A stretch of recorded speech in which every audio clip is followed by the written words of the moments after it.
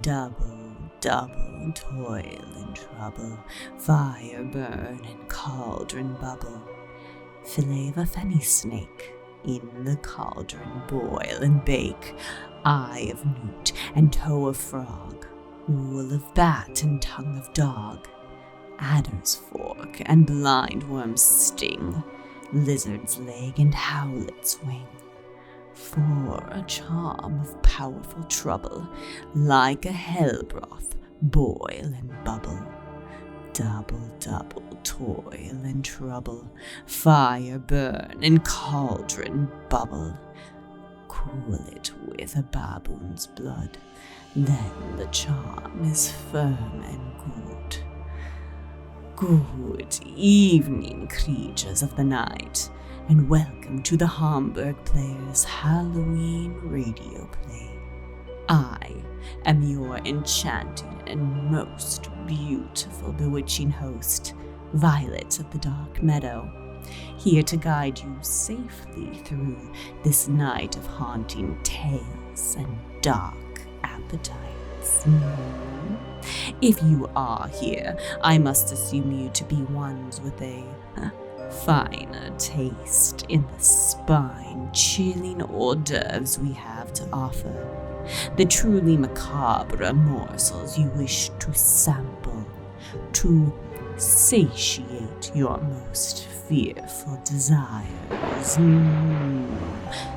And who knows? You might make it through this night in one piece. What's this? A knocking on the door? In this unhallowed hour? No, the sound is not coming from the door, but from below. It must be the telltale heart. True, nervous I had been, and am, but why will you say that I am mad? The disease had sharpened my senses, not destroyed or dulled them. Above all was the sense of acute hearing. I heard all things in the heaven and in the earth. I heard many things in hell, too. How then am I mad? Listen, and observe how healthily and calmly I can tell you the whole story. It is impossible to say how the idea first entered my brain, but once conceived, it haunted me day and night. Object there was none. Passion there was none. I loved the old man. He had never wronged me, had never given me insult, and for his gold I had no desire. I think it was his eye. Yes, he had the eye of a vulture, a pale blue eye with a film over it. Whenever it fell upon me, my blood ran cold, and gradually I made up my mind to take the life of the old man and rid myself of his eye forever. Now at this point you may fancy me mad, but madmen know nothing. You should have seen how wisely I went about it, how cautiously, and with what foresight, with what dissimulation I went to work. I was never kinder to the old man than during the whole week before I killed him. Every night, at midnight, I would turn the latch of his door and open it, oh, so gently. And then, when I made an opening sufficient for my head, I put in my darkened lantern and moved my head in very, very slowly, so that I might not disturb the old man's sleep. Would a madman have been so wise? I think not.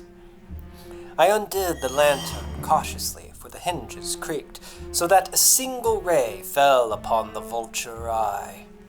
I did this for 7 nights, every night, at midnight. But I found the eye was always closed, and so it was not possible for me to do the work, for it was not the old man who vexed me, but his evil eye. And every morning, when the day broke, I went boldly into the chamber and spoke courageously to him, calling him by name in a hearty tone and inquiring how he had passed the night. So you see, he would have been a very profound old man indeed to suspect that every night, just at 12, I looked in upon him while he slept. On the 8th night, I was more than usually cautious in opening the door.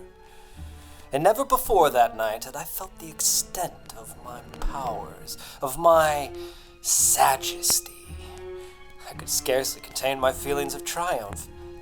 To think that there I was, opening the door, little by little, while he not even dreaming of my secret deeds or thoughts.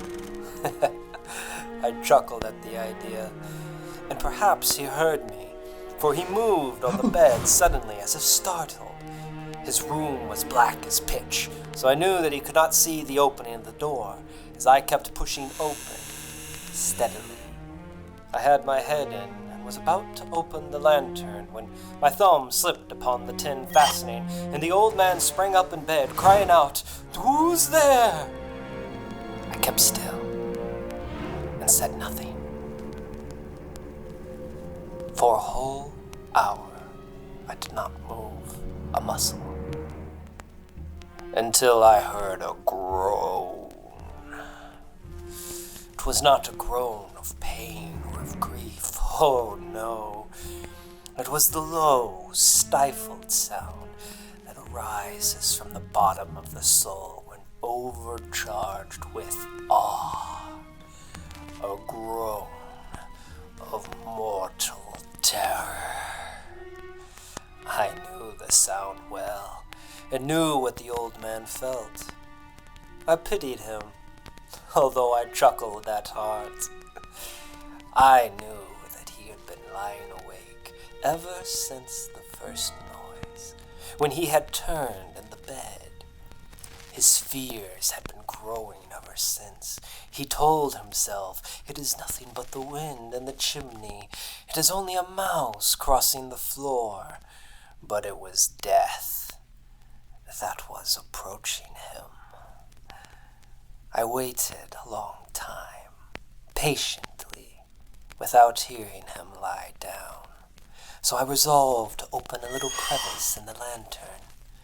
I opened it until at length a simple dim ray, like the thread of a spider, shot out and fell upon the vulture eye. It was open, wide open, and I grew furious as I gazed upon it. I saw it with perfect distinctness, all dull and blue, with a hideous veil over it, and it chilled the very marrow in my bones. But I could see nothing else of the old man's face or person, for I had directed the ray, as if by instinct, precisely upon that damned spot. Then there came to my ears a low, dull sound, like that a clock makes when enveloped in cotton. I knew that sound well, too. It was the beating of the old man's heart, and it increased my fury. The hellish tattoo of the heart increased. It grew quicker and quicker, louder and louder. The old man's terror must have been extreme, and now, at the dead hour of the night, that strange noise excited me to an uncontrollable terror. The beating grew louder and louder. I thought the man's heart must burst, and then a new anxiety seized me. The sound would be heard by a neighbor. The old man's hour had come as I leapt into the room. He shrieked once, only once, and in an instant I dragged him to the floor and pulled the heavy bed over him. The deed was done, but for many minutes the heart beat on with a muffled sound. This, however, did not vex me, for it would not be heard through the wall, and at length it ceased. The old man was dead, and his eye would trouble me no more.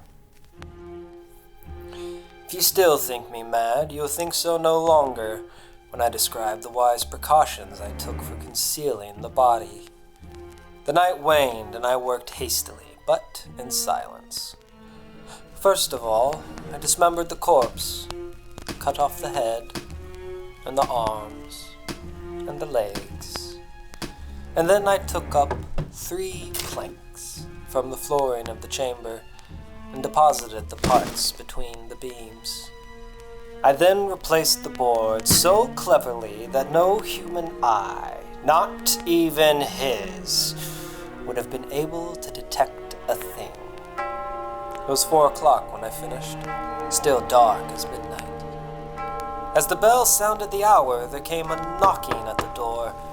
I went to open it with a light heart, for what had I to fear? There entered 3 officers of the law. A shriek had been heard by a neighbor during the night, and suspicion of foul play had been aroused. I smiled, for what had I to fear? I made the gentleman welcome. The shriek, I said, was my own in a dream. The old man, I told them, had gone to the country. I took my visitors all over the house. I bade them search, and search well. I led them to his chambers. I showed them his treasures, all secure and undisturbed. And in the enthusiasm of my confidence, I brought chairs into the room, and desired them here to rest from their fatigues, while I myself, in the wild audacity of my perfect triumph, placed my own seat upon the very spot beneath which rested the corpse. The officers were satisfied. My manner had convinced them. They sat, while I answered questions. But before long, I felt myself getting pale, and I wished them gone. My head ached, and I heard a ringing in my ears, but still they sat and chatted. The ringing became more distinct as I talked more freely to get rid of the feeling, but it continued and gained definiteness until I realized the noise was not within my ears. No doubt I now grew very pale, but I talked more fluently and with a heightened voice, yet the sound increased. What could I do? It was a low, dull, quick sound, much like a clock makes when enveloped in cotton. I gasped for breath, and yet the officers heard it not. I talked more quickly, more vehemently, but the noise steadily increased. I arose and argued about trifles in a high key with violent gesticulations, but the noise steadily increased. Why would they not be gone? I paced the floor to and fro with heavy strides, as if excited to fury by the observations of the men, but the noise steadily increased. Oh God, what could I do? I foamed, I raved, I swore. I swung the chair upon which I had been sitting and grated it upon the boards, but the noise arose over all and continually increased. It grew louder and louder and louder, and still the men chatted and pleasantly smiled. Was it possible they heard not? Almighty God, no, they heard, they suspected, they knew, they were making a mockery of my horror. This I thought, and this I think. But anything was better than this agony. Anything was more tolerable than this derision. I could bear those hypocritical smiles no longer. I felt that I must scream or die, and now again, hark! Louder and louder and louder! Villains! I shrieked. Dissemble no more! I admit the deed! Tear up the planks! Here! It is the beating of his hideous heart! Ha ha ha ha ha! Ah, l'oreille, le chemin du coeur. The ear is the road to the heart. And it would appear our unhinged storyteller could not stomach his evil deeds any more than you, my dear listeners, can contain your hunger for more dark tales. Well, the way to a man's heart is, after all, through his stomach. So, how about we take a stroll to the sea, and see if we can discover a tasty morsel in those dark depths, that crushing abyss, the putrid domain of Dagobah.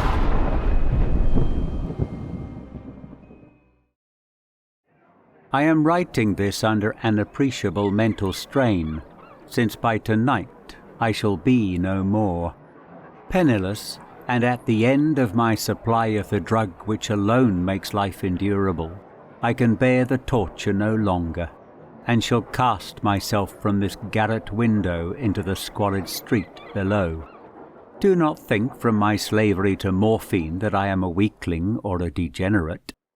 When you have read these hastily scrawled pages, you may guess, though never fully realize, why it is that I must have forgetfulness or death. It was in one of the most open and least frequented parts of the broad Pacific that the packet of which I was supercargo fell a victim to the German sea raider. The Great War was then at its very beginning, and the ocean forces of the Hun had not completely sunk to their later degradation, so that our vessel was made a legitimate prize, whilst we of her crew were treated with all the fairness and consideration due us as naval prisoners. So liberal indeed was the discipline of our captors that 5 days after we were taken, I managed to escape alone in a small boat with water and provisions for a good length of time. When I finally found myself adrift and free, I had but little idea of my surroundings. Never a competent navigator, I could only guess vaguely by the sun and stars that I was somewhat south of the equator. Of the longitude I knew nothing, and no island or coastline was in sight. The weather kept fair, and for uncounted days I drifted aimlessly beneath the scorching sun, waiting either for some passing ship or to be cast on the shores of some habitable land.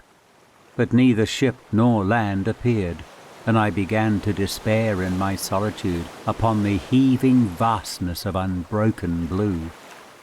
The change happened whilst I slept. Its details I shall never know, for my slumber, though troubled and dream-infested, was continuous. When at last I awaked, it was to discover myself half sucked into a slimy expanse of hellish black mire, which extended about me in monotonous undulations as far as I could see, and in which my boat lay grounded some distance away.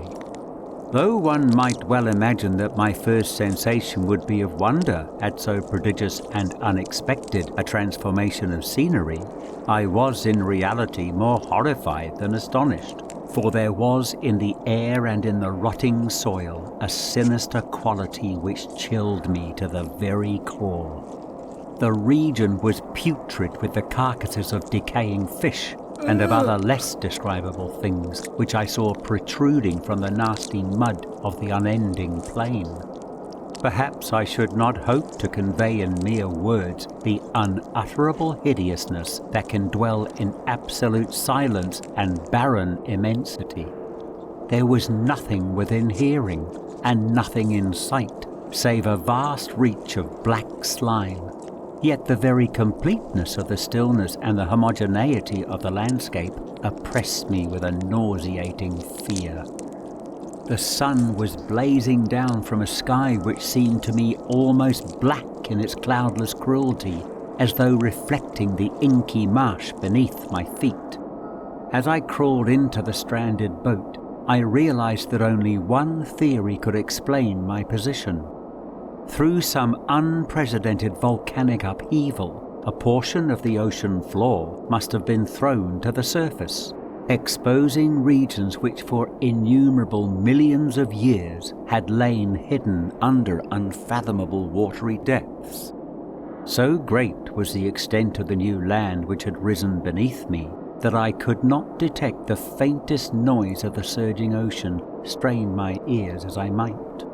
Nor were there any seafowl to prey upon the dead things.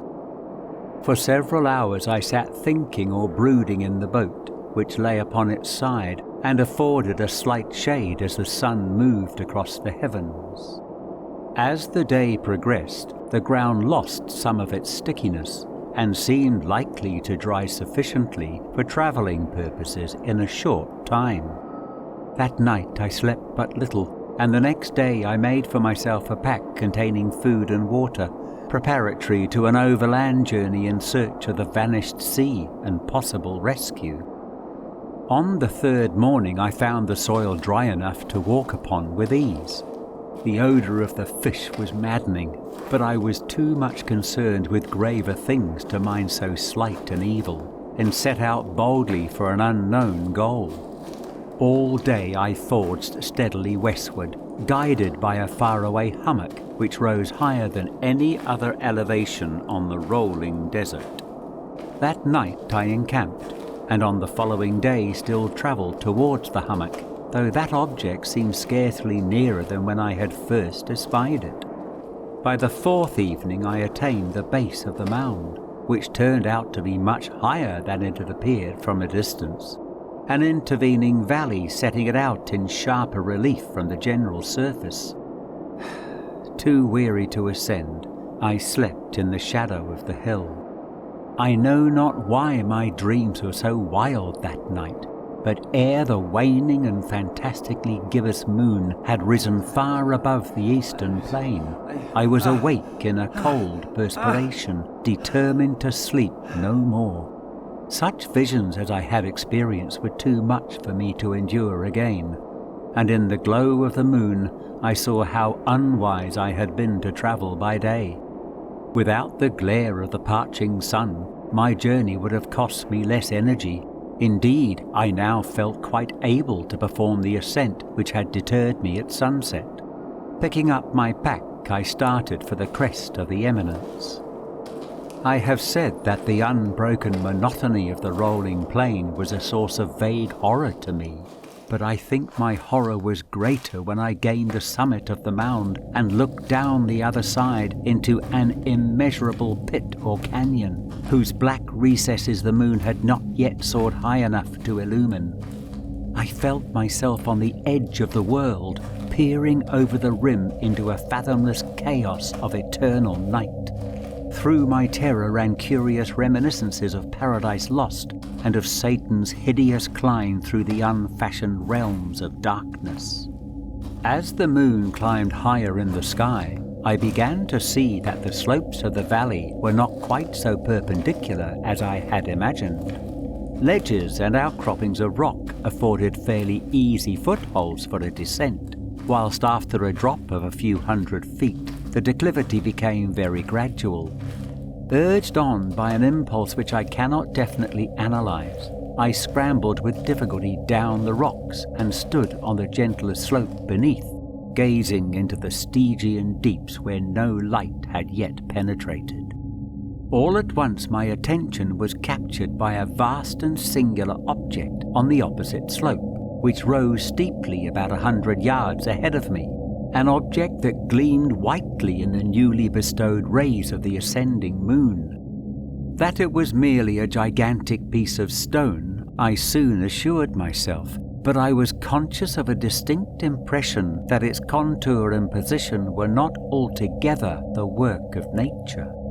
A closer scrutiny filled me with sensations I cannot express, for despite its enormous magnitude and its position in an abyss which had yawned at the bottom of the sea since the world was young, I perceived beyond a doubt that the strange object was a well-shaped monolith, whose massive bulk had known the workmanship, and perhaps the worship, of living and thinking creatures.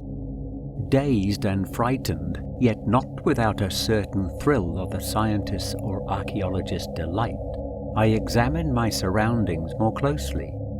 The moon, now near its zenith, shone weirdly and vividly above the towering steeps that hemmed in the chasm, and revealed the fact that a far-flung body of water flowed at the bottom, winding out of sight in both directions, and almost lapping my feet as I stood on the slope. Across the chasm, the wavelets washed the base of the Cyclopean monolith, on whose surface I could now trace both inscriptions and crude sculptures.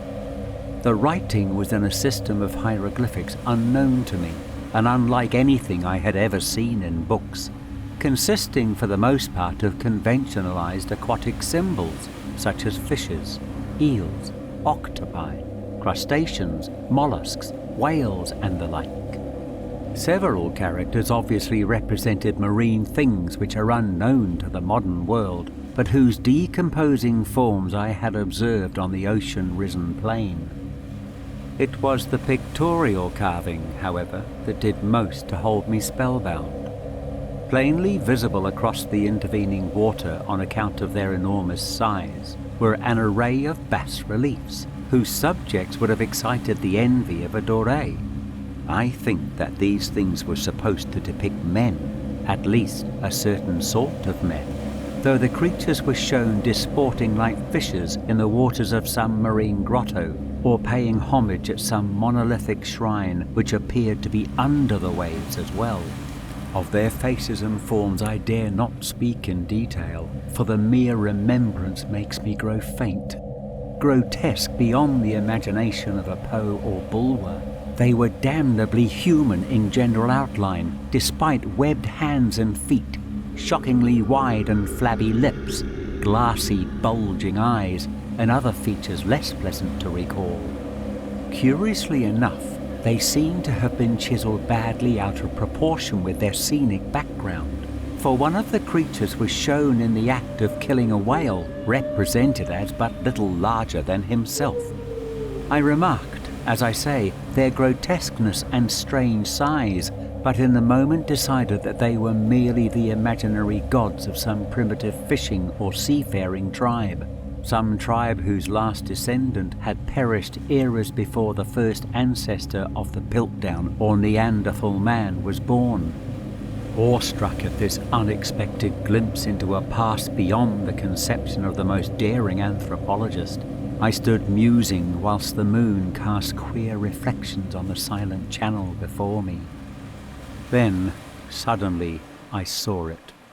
With only a slight churning to mark its rise to the surface, the thing slid into view above the dark waters.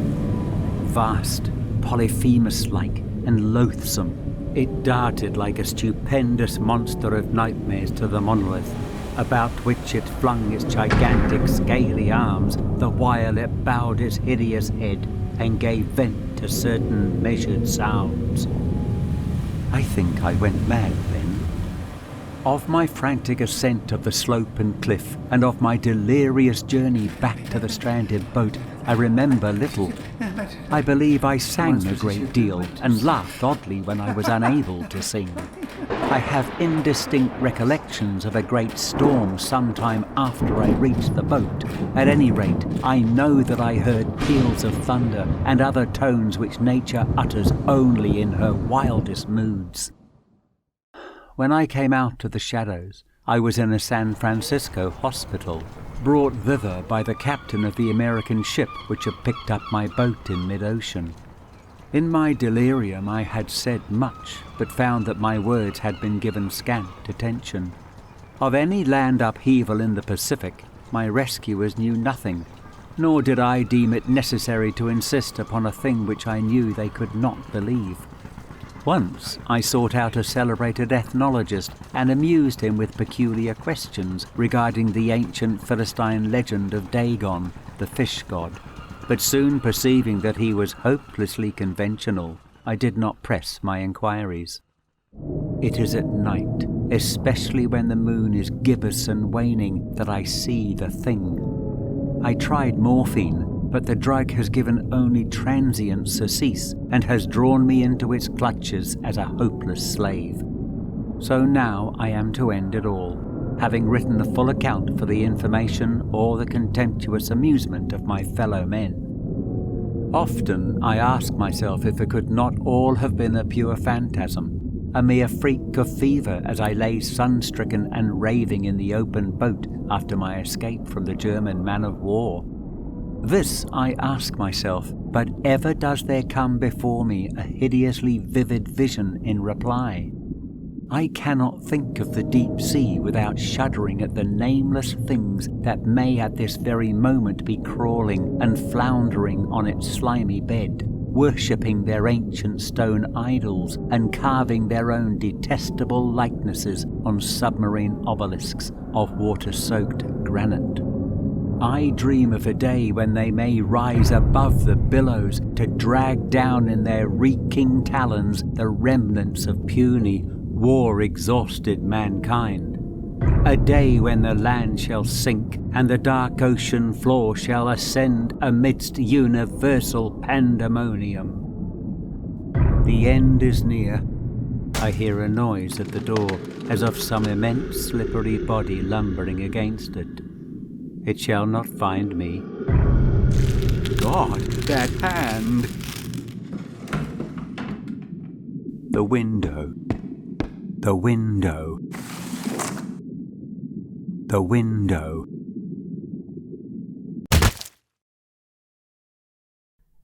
It would appear our good seafarer has reached the end of his rope. But, given the alternative, he might have made a good choice skipping seconds. But I can see you, my dear listeners, are still thirsting for one more bite. So how about one last devilish treat, But be careful for what you wish for you just might get it. The last course of the night is the monkey's paw. Outside, the night was cold and wet, but in the small living room, the curtains were closed and the fire burned brightly. Father and son were playing chess, the father, whose idea about the game involved some very unusual moves, putting his king into such sharp and unnecessary danger that it even brought comment from the white-haired old lady knitting quietly by the fire. "Listen to the wind," said Mr. White, who, having seen a mistake that could cost him the game after it was too late, was trying to stop his son from seeing it. I'm listening, said the son, seriously studying the board as he stretched out his hand. Check. "I should hardly think he'll come tonight," said his father, with his hand held in the air over the board. And mate, replied the son. "That's the worst of living so far out," cried Mr. White with sudden and unexpected violence. "Of all the awful out-of-the-way places to live in, this is the worst. Can't walk on the footpath without getting stuck in the mud, and the road's a river. I don't know what people are thinking about. I suppose they think it doesn't matter because only 2 houses in the road have people in them." "Never mind, dear," said his wife calmly. "Perhaps you'll win the next one." Mr. White looked up sharply, just in time to see a knowing look between mother and son. The words died away on his lips, and he hid a guilty smile in his thin, gray beard. There he is, said Herbert White, as the gate banged shut loudly and heavy footsteps came toward the door. The old man rose quickly, and opening the door, was heard telling the new arrival how sorry he was for his recent loss. The new arrival talked about his sadness, so that Mrs. White said, and coughed gently as her husband entered the room, followed by a tall, heavy-built, strong-looking man, whose skin had the healthy reddish color associated with outdoor life, and whose eyes showed that he could be a dangerous enemy. "Sergeant Major Morris," he said, introducing him to his wife and his son Herbert. The sergeant major shook hands, and taking the offered seat by the fire, watched with satisfaction as Mr. White got out whiskey and glasses. After the third glass, his eyes got brighter and he began to talk. The little family circle listened with growing interest to this visitor from distant parts, as he squared his broad shoulders in the chair and spoke of wild scenes and brave acts, of wars and strange peoples. 21 years of it, said Mr. White, looking at his wife and son. "When he went away, he was a thin young man. Now look at him." "He doesn't look to have taken much harm," said Mrs. White politely. I'd like to go to India myself, just to look around a bit, you know. Better where you are, said the sergeant major, shaking his head. He put down the empty glass and, sighing softly, shook it again. I should like to see those old temples and fakirs and the street entertainers. What was that you started telling me the other day about a monkey's paw or something, Morris? Nothing. Said the soldier quickly. At least, nothing worth hearing. Monkey's paw? Said Mrs. White curiously. Well, it's just a bit of what you might call magic, perhaps. Said the sergeant major, without first stopping to think. His three listeners leaned forward excitedly. Deep in thought, the visitor put his empty glass to his lips and then set it down again. Mr. White filled it up for him again. To look at it, said the sergeant major, feeling about in his pocket. It's just an ordinary little paw, dried to a mummy. He took something out of his pocket and held it out for them. Mrs. White drew back with a look of disgust, but her son, taking it, examined it curiously. What is there special about it? Asked Mr. White as he took it from his son, and having examined it, placed it upon the table. It had a spell put on it by an old fakir, a very holy man. He wanted to show that fate ruled people's lives, and that those who tried to change it would be sorry. He put a spell on it so that 3 different men could each have 3 wishes from it. The way he told the story showed that he truly believed it, and his listeners became aware that their light laughter was out of place and had hurt him a little. Well, why don't you have 3, sir? Said Herbert cleverly. The soldier looked at him the way that the middle-aged usually look at disrespectful youth. I have, he said quietly, and his face whitened. And did you really have the 3 wishes granted? I did, said the sergeant major, and his glass tapped against his strong teeth. And has anybody else wished? The first man had his 3 wishes.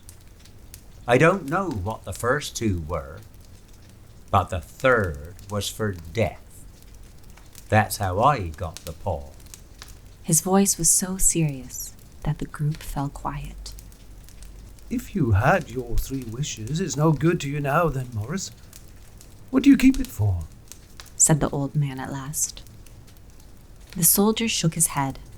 Fancy, I suppose, he said slowly. I did have some idea of selling it, but I don't think I will. It has caused me enough trouble already. Besides, people won't buy. They think it's just a story, some of them. And those who do think anything of it want to try it first and pay me afterward. If you could have another 3 wishes, said the old man, watching him carefully, would you have them? I don't know. He took the paw and, holding it between his front finger and thumb, suddenly threw it upon the fire. Mr. White, with a slight cry, quickly bent down and took it off.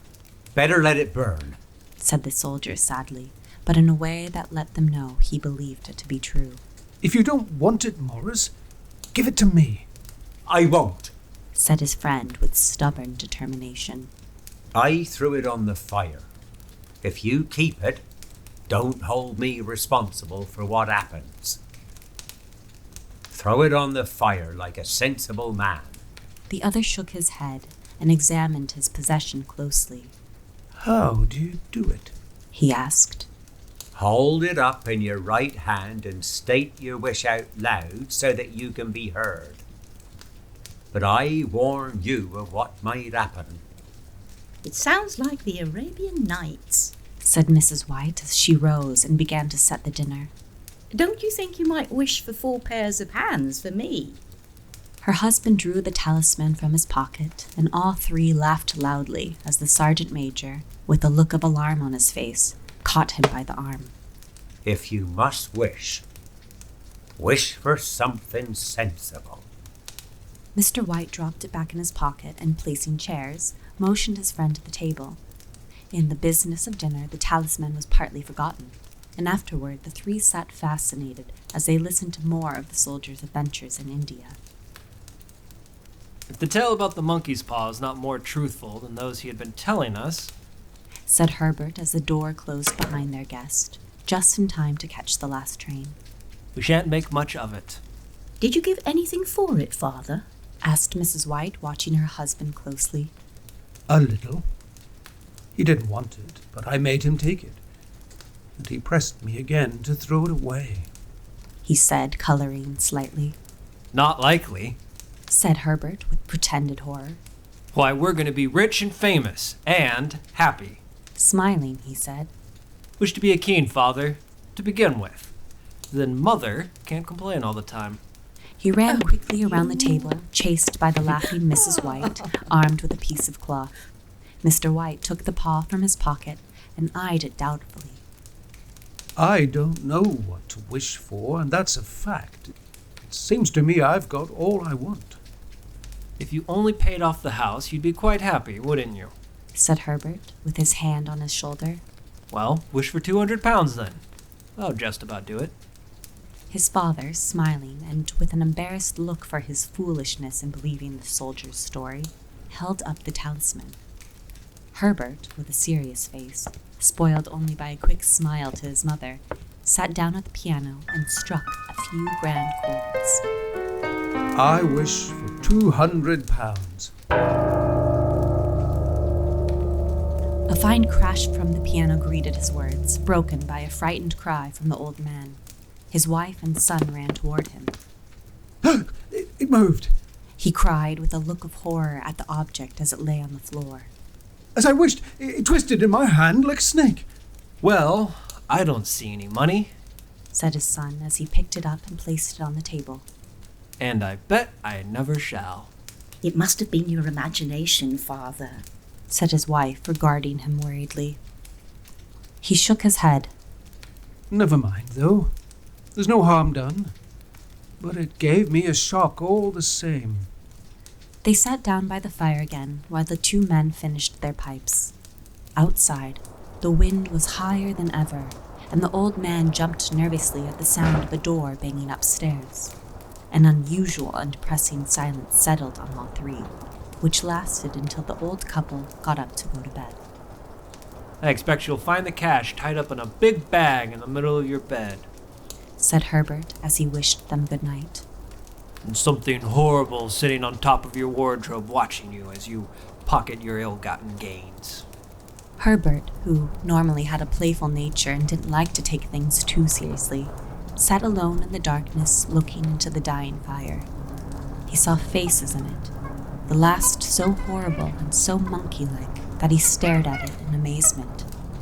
It became so clear that, with a nervous laugh, he felt on the table for a glass containing some water to throw over it. His hand found the monkey's paw, and with a little shake of his body, he wiped his hand on his coat and went up to bed. In the brightness of the wintry sun next morning, as it streamed over the breakfast table, he laughed at his fears. The room felt as it always had, and there was an air of health and happiness which was not there the previous night. The dirty, dried-up little paw was thrown on the cabinet with a carelessness which indicated no great belief in what good it could do. I suppose all old soldiers are the same, said Mrs. White. The idea of our listening to such nonsense. How could wishes be granted in these days?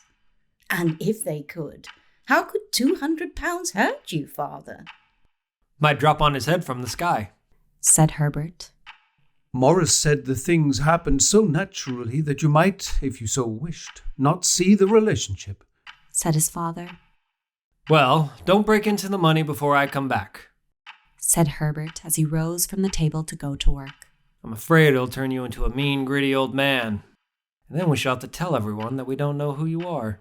His mother laughed, and following him to the door, watched him go down the road, and returning to the breakfast table, she felt very happy at the expense of her husband's readiness to believe such stories, all of which did not prevent her from hurrying to the door at the postman's knock, nor, when she found that the post brought only a bill, talking about how sergeant majors can develop bad drinking habits after they leave the army. Herbert will have some more of his funny remarks, I expect, when he comes home. I know. said Mr. White, pouring himself out some beer. But for all that, the thing moved in my hand. That I'll swear to. You thought it did. I say it did. There was no thought about it. I just... What's the matter? His wife made no reply. She was watching the mysterious movements of a woman outside, who, looking in an undecided fashion at the house, appeared to be trying to make up her mind to enter. In mental connection with the 200 pounds, she noticed that the stranger was well dressed. 3 times she stopped briefly at the gate, and then walked on again. The 4th time, she stood with her hand upon it, and then with a sudden firmness of mind, pushed it open and walked up the path. Mrs. White, at the same moment, placed her hands behind her, hurriedly untied the strings of her apron, and put it under the cushion of her chair. She brought the stranger, who seemed a little uncomfortable, into the room. She looked at her in a way that said there was something about her purpose that she wanted to keep secret, and seemed to be thinking of something else as the old lady said she was sorry for the appearance of the room and her husband's coat, which he usually wore in the garden. She then waited as patiently as her sex would permit for the visitor to state her business, but she was at first strangely silent. I was asked to call, she said at last, and bent down and picked a piece of cotton from her coat. I come from Moore and Meggins. The old lady jumped suddenly as in alarm. Is anything the matter? Has anything happened to Herbert? What is it? Her husband spoke before she could answer. There, Mother, sit down and don't jump to a conclusion. You've not brought bad news, I'm sure, madam. And eyed the other, expecting that it was bad news, but hoping he was wrong. I'm sorry, but... Is he hurt? Demanded the mother wildly. The visitor lowered and raised her head once in agreement. Badly hurt, she said quietly. But he is not in any pain. Oh, thank God, said the old woman, pressing her hands together tightly. Oh, thank God for that. She broke off as the tragic meaning of the part about him not being in pain came to her. The woman had turned her head slightly so as not to look directly at her, but she saw the awful truth in the visitor's face. She caught her breath, and turning to her husband, who did not yet understand the woman's meaning, laid her shaking hand on his. There was a long silence. He was caught in the machinery, said the visitor at length in a low voice. Caught in the machinery, repeated Mr. White, too shocked to think clearly. Yes. He sat staring out the window, and taking his wife's hand between his own, pressed it as he used to do when he was trying to win her love in the time before they were married, nearly 40 years before. He was the only one left to us, he said, turning gently to the visitor. It is hard. The other coughed, and rising, walked slowly to the window. The firm wishes me to pass on their great sadness about your loss, she said without looking round. I ask that you please understand that I am only their servant and simply doing what they told me to do. There was no reply. The old woman's face was white, her eyes staring, and her breath unheard. On the husband's face was a look such as his friend the sergeant major might have carried into his first battle. I was to say that Moore and Meggins accept no responsibility, continued the other. But, although they don't believe they have a legal requirement to make a payment to you for your loss, in view of your son's services, they wish to present you with a certain sum. Mr. White dropped his wife's hand, and rising to his feet, stared with a look of horror at his visitor. His dry lips shaped the words. How much? £200. Was the answer. Without hearing his wife's scream, the old man smiled weakly, put out his hands like a blind man, and fell, a senseless mass, to the floor.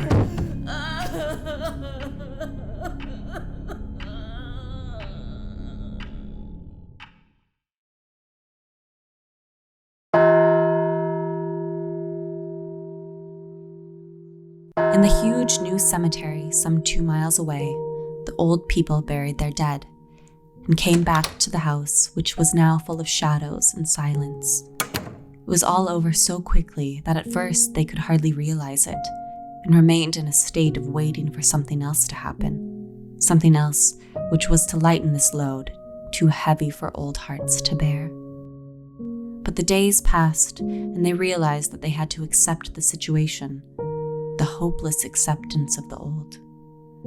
Sometimes they hardly said a word to each other, for now they had nothing to talk about, and their days were long to tiredness. It was about a week after that the old man, waking suddenly in the night, stretched out his hand and found himself alone. The room was in darkness, and he could hear the sound of his wife crying quietly at the window. He raised himself in bed and listened. Come back. You will be cold. It's colder for my son, said the old woman, who began crying again. The sounds of crying died away on his ears. The bed was warm, and his eyes heavy with sleep. He slept lightly at first, and then was fully asleep until a sudden wild cry from his wife woke him with a start. The paw! The monkey's paw! He started up in alarm. Where? Where is it? What's the matter? She almost fell as she came hurried across the room toward him. I want it! You've not destroyed it? It's in the living room on the shelf above the fireplace. Why? She cried and laughed together, and bending over, kissed his cheek. Oh, I only just thought of it. Oh, why didn't I think of it before? Why didn't you think of it? Think of what? The other 2 wishes. We've only had one. Was not that enough? He demanded angrily. No, we'll have one more. Go down and get it quickly, and wish our boy alive again. The man sat up in bed and threw the blankets from his shaking legs. Good God, you are mad! He cried, struck with horror. Get it, she said, breathing quickly. Get it quickly, and wish. Oh, my boy, my boy. Her husband struck a match and lit the candle. Get back to bed, his voice shaking. You don't know what you're saying. We had the first wish granted. Why not the second? Coincidence. Go get it and wish, cried his wife, shaking with excitement. The old man turned and looked at her, and his voice shook. He has been dead 10 days, and besides I would not tell you before, but I could only recognize him by his clothing. If he was too terrible for you to see then, how now? Bring him back, cried the old woman, and pulled him towards the door. Do you think I fear the child I have nursed? He went down in the darkness and felt his way to the living room, and then to the fireplace. The talisman was in its place on the shelf, and then a horrible fear came over him that the unspoken wish might bring the broken body of his son before him before he could escape from the room. He caught his breath as he found that he had lost the direction of the door. His forehead cold with sweat, he felt his way around the table and along the walls until he found himself at the bottom of the stairs with the evil thing in his hand. Even his wife's face seemed changed as he entered the room. It was white and expectant, and to his fears, seemed to have an unnatural look upon it. He was afraid of her. Wish. It is foolish and wicked. Wish. He raised his hand. I wish my son alive again. The talisman fell to the floor, and he looked at it fearfully. Then he sank into a chair, and the old woman, with burning eyes, walked to the window and opened the curtains. He sat until he could no longer bear the cold, looking up from time to time at the figure of his wife staring through the window. The candle, which had almost burned to the bottom, was throwing moving shadows around the room. When the candle finally went out, the old man, with an unspeakable sense of relief at the failure of the talisman, went slowly back to his bed, and a minute afterward, the old woman came silently and lay without movement beside him. Neither spoke, but lay silently listening to the ticking of the clock. They heard nothing else other than the normal night sounds. The darkness was depressing, and after lying for some time, building up his courage, the husband took the box of matches and, lighting them, went downstairs for another candle. At the foot of the stairs, the match went out, and he stopped to light another, and at the same moment, a knock sounded on the front door. It was so quiet that it could only be heard downstairs, as if the one knocking wanted to keep their coming a secret. The matches fell from his hand.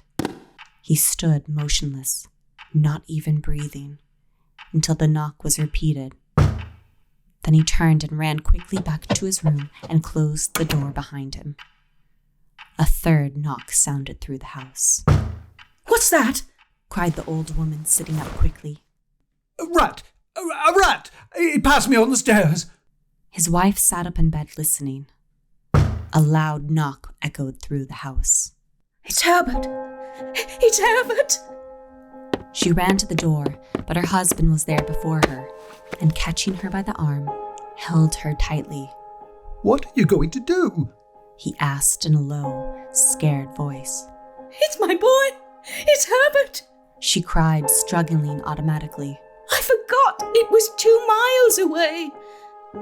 What are you holding me for? Let go! I must open the door!" "For God's sake, don't let it in!" cried the old man, shaking with fear. "You're afraid of your own son? Let me go! I'm coming, Herbert! I'm coming!" There was another knock, and another. The old woman with a sudden pull broke free and ran down from the room. Her husband followed to the top of the stairs and called after her as she hurried down. He heard the chain pulled back and the bottom lock open. Then the old woman's voice, desperate and breathing heavily. "The top lock! Come down! I can't reach it!" But her husband was on his hands and knees, feeling around wildly on the floor in search of the paw. If only he could find it before the thing outside got in.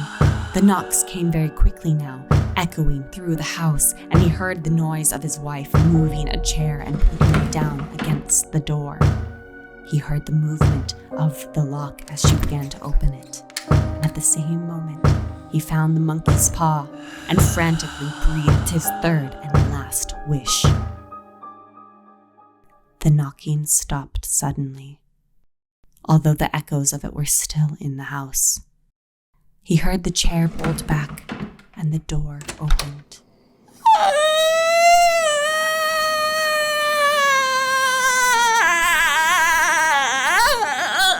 A cold wind blew up the staircase, and a long, loud cry of disappointment and pain from his wife gave him the courage to run down to her side and then to the gate.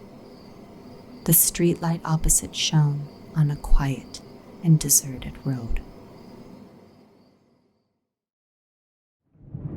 Oh dear, our poor parents appear to have gotten a little bit more than they bargained for. But as they say, the devil's in the details.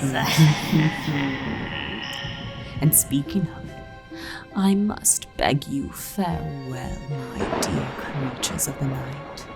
My master calls for me, and all these tales have made me quite famished. You take care now, for if we should meet again this night, it might be you who's on the menu.